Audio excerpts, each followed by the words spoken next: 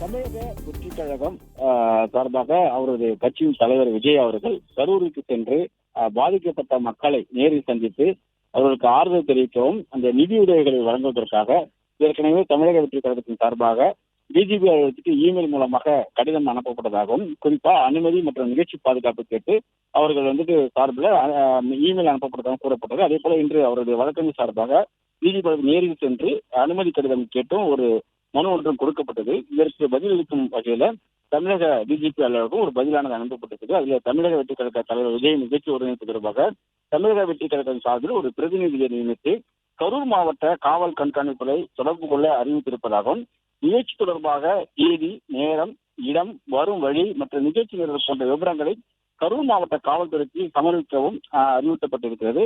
இந்த விவரங்களை காவல்துறைக்கு அளிக்கப்பட்டவுடன் நிகழ்ச்சிக்கு தேவையான பாதுகாப்பு, போக்குவரத்து ஏற்பாடுகள் மற்றும் முன்னெச்சரிக்கை நடவடிக்கைகள் குறித்து ஆலோசித்து உரிய நடவடிக்கை எடுக்கப்படும் என்றும் காவல்துறை டிஜிபி அலுவலகம் சார்பாக தெரிவிக்கப்பட்டிருக்கிறது. குறிப்பாக கரூருக்கு சென்று விஜய் அவர்கள் நேரில் சென்று ஆறுதல் தெரிவிக்கிறது என்று பல்வேறு கருத்துக்கள் கூறப்பட்டு வருகிறது. அது குறித்து தாவேகா தரப்புல பாதுகாப்பு கேட்டு அனுமதி வழங்கப்படவில்லை என்றும் கூறப்பட்ட வந்த நிலையில்தான் ஏற்கனவே இமெயில் மூலமாக அனுமதி கடிதம் கேட்டு இமெயில் அனுப்பப்பட்டிருப்பதாகவும், மேலும் நேரடியாக வந்தும் இன்று கொடுக்கப்பட்டதாகவும் அவர் தரப்புல கூறப்பட்டது. அதற்கான ஏற்பாடுகளை செய்யும் பொருட்டுதான் தற்போது டிஜிபி அலுவலகம் சார்பாக இந்த ஒரு தகவல்களை வெளியிட்டு எஸ்பி அவர்களை நேரடியாக சந்தித்து அதற்கான விவரங்களை கூறுமாறும் அவர்கள் அறிவித்திருக்கிறார்கள். அதை நேரில் சந்தித்து அவற்றை வழங்கும் பட்சத்தில் அவர்களுக்கு அனுமதி வழங்கப்படும் என்றும் தெரிவிக்கப்பட்டிருக்கிறது.